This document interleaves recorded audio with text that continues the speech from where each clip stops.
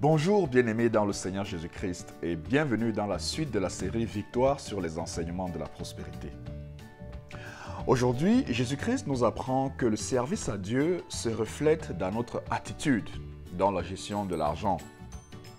Le Seigneur voudrait nous montrer ce matin que le service à Dieu peut être fortement influencé par notre façon de gérer l'argent, par notre façon de prendre de l'argent, ce que nous faisons de cet argent. Nous lisons aujourd'hui dans l'Évangile selon Luc, du chapitre 16, du verset 1 au verset 14. Je lis.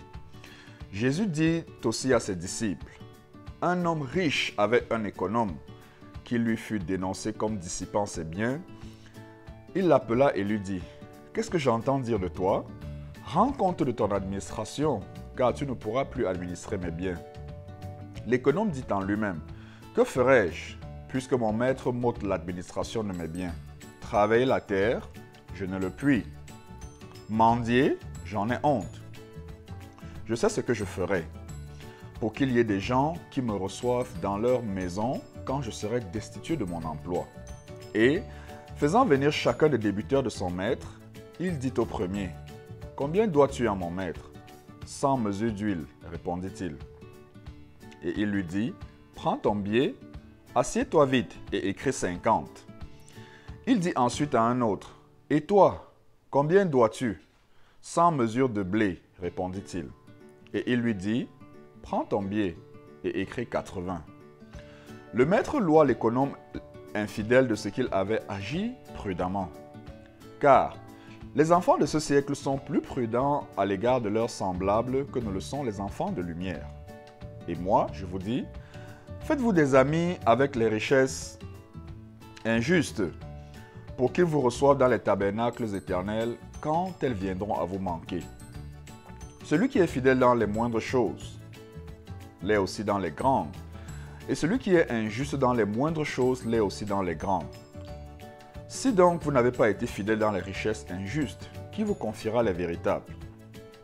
Et si vous n'avez pas été fidèle dans ce qui est à autrui, qui vous donnera ce qui est à vous? Nul serviteur ne peut servir deux maîtres, car ou il haïra l'un et aimera l'autre, ou il s'attachera à l'un et méprisera l'autre. Vous ne pouvez servir Dieu et Mammon. Les pharisiens, qui étaient avares, écoutaient aussi tout cela et ils se moquaient de lui. Alléluia, nous rendons gloire au Seigneur. La parole de Dieu est vivante et efficace pour exposer ce qui ne plaît pas à Dieu et changer les vies pour la gloire de Dieu. C'est pourquoi je prie que la vie et l'efficacité de la parole de ce matin te transforment par le renouvellement de ton intelligence au nom du Seigneur Jésus-Christ. Amen, amen. Bien-aimés, une fois de plus, le Seigneur nous interpelle en rapport à la gestion financière qui le glorifie ou alors qui apporte la honte sur le nom de Dieu. Et il est facile quand on a peu d'argent de rêver au jour où on sera riche et multimillionnaire. On peut parfois se dire, et parfois on peut même prier pour prier Dieu et lui dire, Seigneur, bénis-moi, bénis-moi, bénis-moi. Certains pensent même qu'en disant à Dieu que s'il les bénit, ils feront des dons financiers à l'église, ils vont forcer Dieu à opérer un miracle dans leurs finances. Et bien-aimé, je voudrais te dire que si Dieu n'agit pas encore dans tes finances, ça pourrait être parce qu'il s'attend à ce que tu démontres ton intégrité dans le peu d'argent qu'il te donne maintenant. Bien-aimé, que fais-tu dès que tu reçois une somme d'argent? Est-ce que tu l'utilises pour t'acheter des habits ou bien pour te vanter? Est-ce que tu l'utilises pour faire des dépenses pour impressionner les autres, pour préparer des repas chers et filmer pour mettre sur les réseaux sociaux? Et bien-aimé, une fois que cet argent est fini, qu'est-ce que tu comptes faire de cet argent? Ou alors, quel est le compte que toi-même tu peux te rendre à toi-même? Quand tu t'assois et tu évalues où est-ce que l'argent est parti, es-tu content ou bien es-tu triste? Cette manière de gérer l'argent montre de l'irresponsabilité. Le Seigneur va même plus loin en parlant du manque de prudence. Et c'est vraiment triste car certains non-chrétiens gèrent mieux l'argent que certains fils et certaines filles du royaume. C'est ce que Jésus-Christ dit, que les enfants de ce siècle sont plus sages que les enfants de lumière. Et si de telles personnes deviennent pasteurs, c'est-à-dire les personnes qui gèrent mal l'argent, si de telles personnes deviennent pasteurs, c'est très évident qu'ils vont détourner les fonds de l'Église pour la luxure et le matérialisme. Parce que la Bible dit, Si tu as été infidèle dans les petites choses, tu seras infidèle dans les grandes choses. C'est pourquoi le même cœur qui a été infidèle à gérer des petites sommes d'argent qu'il recevait pour ses besoins personnels ou pour les besoins de sa famille, ce cœur infidèle à gérer des petites sommes d'argent sera incapable de gérer des sommes de 10 millions ou de 100 millions. Parce que le cœur est le même. Le cœur qui a mal géré les très petites sommes gérera très mal les moyennes sommes et gérera encore pire les très grandes sommes. Bien-aimé, l'irresponsabilité financière est aussi une marque de mépris de Dieu et d'attachement à Mammon. Mammon, c'est la divinité qui contrôle l'argent. Une personne qui aime le Seigneur, une personne qui est attachée au Seigneur, une personne qui est amoureuse du Seigneur apprendra à gérer ses finances avec sagesse.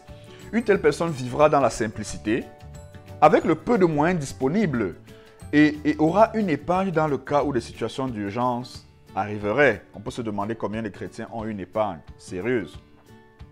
Une personne qui est également amoureuse du Seigneur aura aussi une somme qu'elle donne pour l'avancement du royaume de Dieu. C'est une somme que tu mets à part chaque mois ou chaque semaine selon ton revenu et tu choisis délibérément de faire ce don au Seigneur parce que tu sais que le Seigneur est content, le Seigneur est heureux, ton cœur est joyeux de donner et tu sais en plus que le Seigneur a dit que tu recevras en abondance en retour. Bien-aimés, je prie vraiment que nous apprenions la discipline et l'éducation financière qui feront de nous des personnes sur qui Dieu peut compter pour gérer des montants énormes dans sa moisson. Des personnes sur qui Dieu peut compter pour être des comptables dans sa maison. Et de même, je prie aussi que dans nos affaires ou nos emplois, nous soyons autant disciplinés, car le caractère se reflète dans toutes nos sources d'entrée d'argent. Ta façon de gérer ton argent, même au niveau de ton emploi ou de tes affaires, c'est aussi un reflet de ton caractère qui va se manifester dans ton service à Dieu.